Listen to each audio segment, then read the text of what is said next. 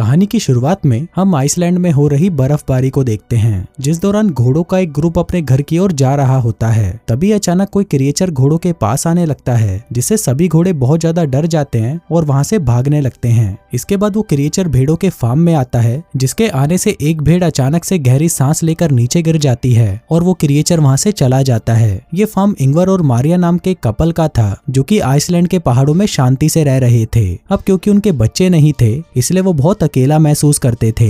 खैर, दोनों अपना परिवार चलाने के लिए भेड़ों की देखभाल के साथ साथ सब्जियों की खेती का भी काम करते थे। दरअसल ये जगह शहर से काफी दूर थी, जिस वजह से कोई भी यहाँ पर नहीं आता था और दोनों फार्म में अपना काम करके समय बिताते थे। वेल, एक शाम मारिया और इंगवर अपनी प्रेग्नेंट भेड़ों की डिलीवरी में मदद करते हुए नजर आते हैं, जहाँ पर उन्हें पता चलता है कि बहुत सारी भेड़ों ने बच्चों को जन्म दिया है, जिससे मारिया बहुत खुश थी। लेकिन इंगवर को इसमें ज्यादा दिलचस्पी नहीं थी, क्योंकि इतनी सारी भेड़ों को पालने के लिए बहुत ज्यादा खर्च होता था। एक दिन जब वो दोनों काम करके आपस में बातें कर रहे थे, तब मारिया इंगवर को अपने ट्रैक्टर में होने वाली प्रॉब्लम के बारे में बताती है, जिस पर वो कहता है कि उन्हें अगले सीजन से पहले ट्रैक्टर को ठीक करवाना होगा। इसी दौरान भेड़ों की शेड में उनका डॉग भौंकने लगता है, इसलिए उसे देखने के लिए दोनों शेड में आ जाते हैं। यहाँ वो देखते हैं कि डॉग एक प्रेग्नेंट भेड़ को देखकर भौंक रहा था, क्योंकि उस भेड़ की डिलीवरी का समय हो गया था। खैर, मारिया और इंगवर मिलकर उस भेड़ की डिलीवरी में हेल्प करते हैं, लेकिन जब वो उस भेड़ के बच्चे को देखते हैं तो वो बुरी तरह शॉक्ड हो जाते हैं। दरअसल उस भेड़ ने एक हाइब्रिड बच्चे को जन्म दिया था, जिसमें उसका सर तो भेड़ का था, लेकिन शरीर इंसानों वाला था। यहाँ मारिया उस बच्चे को अपने साथ घर ले आती है और फिर दोनों मिलकर उसकी देखभाल करने लगते हैं। अब क्योंकि उनका कोई बच्चा नहीं था, इसलिए वो उसे अपना ही बच्चा मानने लगते हैं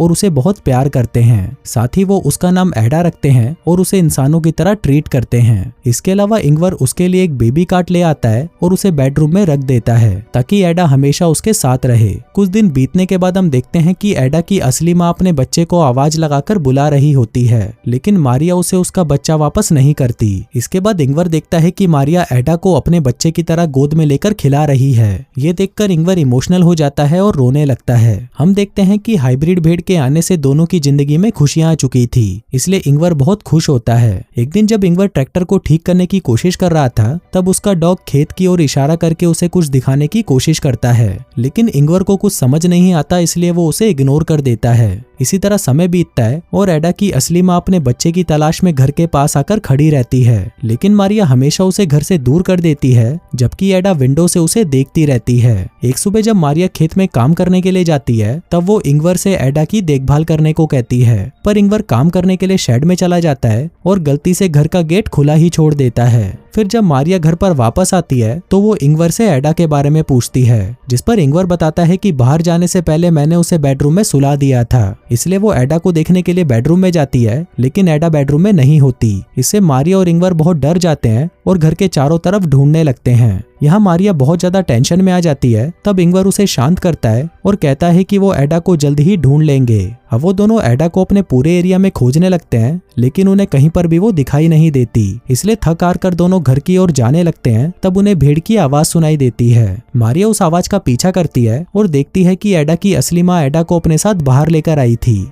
मारिया तुरंत उस भेड़ से एडा को छीन लेती है और उसे ठंड से बचाने के लिए कपड़े से ढकने लगती है। जिसके बाद वो घर जाने लगते हैं, जिस दौरान एडा की माँ उनके पीछे आने लगती है। इससे मारिया उस पर गुस्सा होती है और उसे यहाँ से दूर जाने को कहती है। वेल, घर आने के बाद वो एडा को सुला देते हैं और राहत की सांस लेते हैं। कुछ महीनों बाद एडा बड़ी हो जाती है और अब वो इस परिवार का हिस्सा बन चुकी थी। खासकर एडा का रिश्ता मारिया के साथ बहुत अच्छा हो गया था और वो दोनों एक दूसरे के बिना नहीं रह सकती थीं। एक रात मारिया को भेड़ों के बारे में डरावना सपना आता है, जिसे देखकर वो जाग जाती है और सोचने लगती है कि शायद एडा की माँ उसे एडा से दूर ले जाएगी। इसलिए मारिया एडा को बचाने के लिए एक प्लान बनाती है, जिसमें वो इंगवर और एडा को सोता हुआ छोड़कर घर से बाहर आ जाती है और एडा की माँ को शूट करके मार डालती है। जिसके बाद वो उस भेड़ को वहीं पर दफना देती है। तभी इंगवर का भाई पीटर मारिया को ऐसा करते हुए देख लेता है। असल में पीटर शहर से बाहर रहा करता था और छोटे मोटे क्राइम करके पैसे कमाता था, लेकिन कुछ कारणों से उसके साथी उसे इंगवर के यहाँ छोड़कर चले गए थे। खैर, पीटर भेड़ों की शेड में जाकर सो जाता है। जब उसकी आंख खुलती है तो उसे एडा दिखाई देती है, लेकिन जल्दी ही एडा वहां से गायब हो जाती है, जिसे पीटर को लगता है कि शायद उसने कोई सपना देखा था। सुबह होने पर पीटर इंगवर से मिलता है, जिसे देखकर इंगवर बहुत खुश होता है, क्योंकि पीटर काफी समय बाद यहाँ पर आया था। इसके बाद इंगवर उसे घर ले जाता है और मारिया से नाश्ता बनाने को कहता है।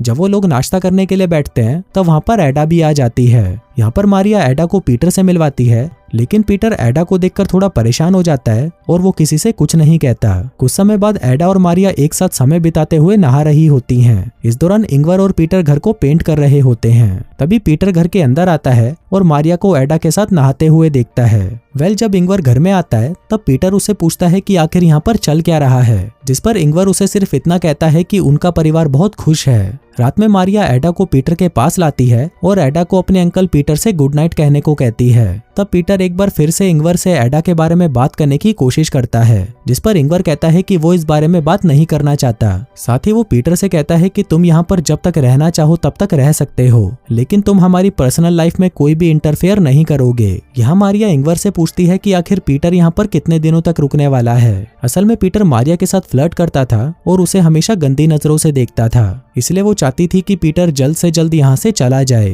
खैर इंगवर उसे कहता है कि पीटर यहाँ कुछ समय तक रहेगा, क्योंकि वो अक्सर उन लोगों से बचने के लिए यहाँ पर आता है जिनको उसे पैसे चुकाने होते हैं। अगली सुबह तीनों मिलकर खेत में आलू लगा रहे होते हैं और उनका डॉग एडा की देखभाल कर रहा होता है, लेकिन एडा उस डॉग को डरा देती है। दूसरी तरफ तीनों एक ब्रेक लेते हैं, जिस दौरान पीटर मारिया से फ्लर्ट करने लगता है, लेकिन मारिया उसे दूर कर देती है। तब पीटर उसे कहता है कि तुम जिसे इंसान समझकर अपने घर पर रखे हुए हो वो सिर्फ एक जानवर है, पर मारिया उसकी बातों पर ध्यान नहीं देती और वहां से चली जाती है। अगली सुबह इंगवर अपने भाई पीटर को उठाता है और उसे एक शेड की सफाई करने के लिए मदद मांगता है। तब पीटर को सफाई करते समय अपने पुराने ड्रम्स मिलते हैं, जिनको देखकर वो बहुत खुश होता है और ड्रम्स को बजाने लगता है। तब ड्रम्स की आवाज सुनकर एडा वहां जाती है और ड्रम्स का म्यूजिक सुनकर एंजॉय करने लगती है, पर पीटर को ये चीज पसंद नहीं आती, इसलिए वो एडा का मजाक उड़ाने लगता है। साथ ही वो एडा को बाहर ले जाता है और उसे भेड़ बोलते हुए जबरदस्ती घास खिलाने लगता है। इस दौरान इंगवर वहां आ जाता है और पीटर को ऐसा करते हुए देख लेता है। अब इंगवर गुस्से में आकर पीटर को डांटने लगता है और एडा को अपने साथ ले जाने लगता है।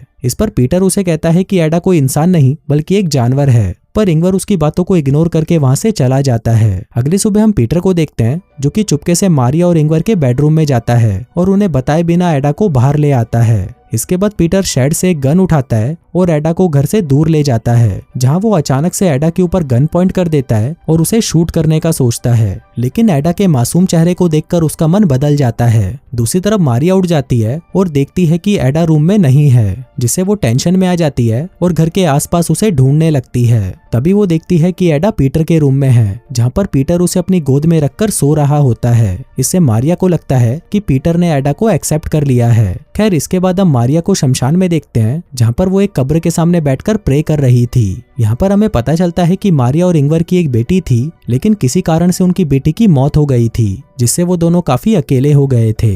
यही वजह थी कि उन्होंने उस हाइब्रिड भेड़ के बच्चे का नाम एडा रखा था और वो उसे अपनी बेटी के रूप में देखने लगे थे।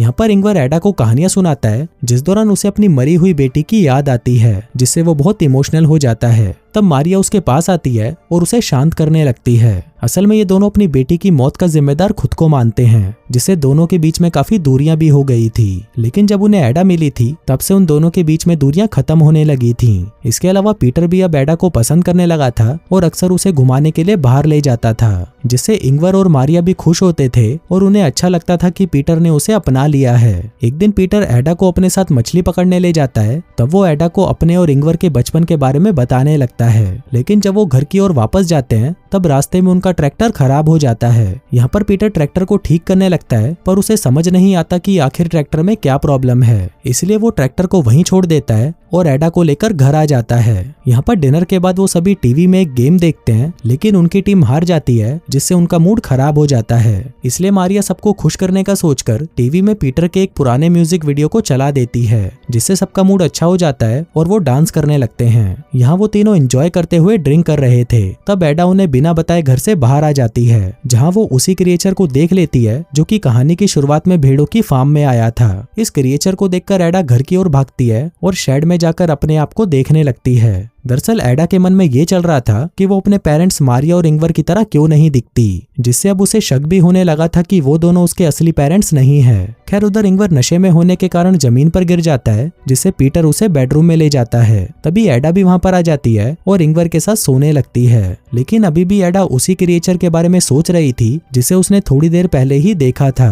इसी बीच पीटर मारिया के पास आता है और उसे टच करते हुए फ्लर्ट करने लगता है, जिस पर मारिया उसे रोकती है और दोबारा ऐसी हरकत करने करने से मना करती है। तब पीटर उसे ब्लैकमेल करता है कि मुझे पता है कि तुमने एडा की असली माँ को मार दिया है और अगर तुमने मेरी बात नहीं मानी तो मैं एडा को सब कुछ बता दूंगा। इसलिए मारिया को मजबूरी में आकर पीटर की बात माननी पड़ती है, लेकिन फिर किसी तरह वो पीटर को एक रूम में बंद कर देती है। तब पीटर चिल्लाते हुए उसे गेट खोलने को कहता है, लेकिन मारिया उसे इग्नोर करके वहाँ से चली जाती है। अगली सुबह मारिया पीटर के पास आती है और उसे अपने घर से चले जाने की रिक्वेस्ट करती है, जिसके लिए पीटर मान जाता है और वो उसे बस स्टॉप पर छोड़ने के लिए चली जाती है। इसी बीच इंगवर भी उठ जाता है और अपनी वाइफ और भाई को ढूंढने लगता है, लेकिन जब वो उसे नहीं मिलते तो वो एडा के साथ अकेले ही नाश्ता करता है और फिर उसके साथ ट्रैक्टर लेने के लिए चला जाता है। यहाँ पर मारिया पीटर को ड्रॉप करके उसे बताती है कि एडा उनके लिए गॉड गिफ्ट है, जिसकी मदद से वो दोबारा अपनी अच्छी जिंदगी की शुरुआत कर सकेंगे। मारिया पीटर से नाराज होने के बावजूद भी उसे कुछ पैसे देती है और फिर अपने घर की ओर निकल जाती है।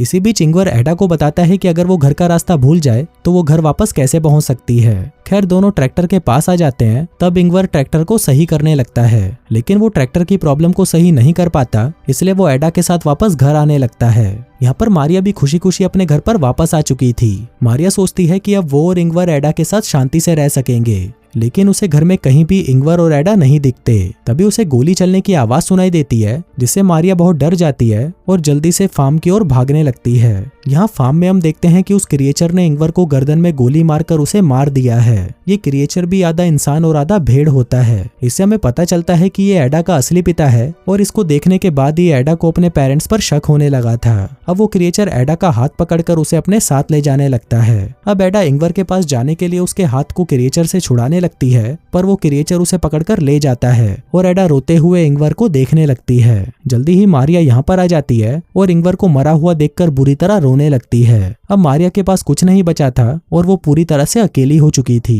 कहानी के अंत में मारिया अपनी सारी उम्मीदें खोकर अपनी आंखें बंद कर लेती है और इसी के साथ ये कहानी यहीं पर खत्म हो जाती है।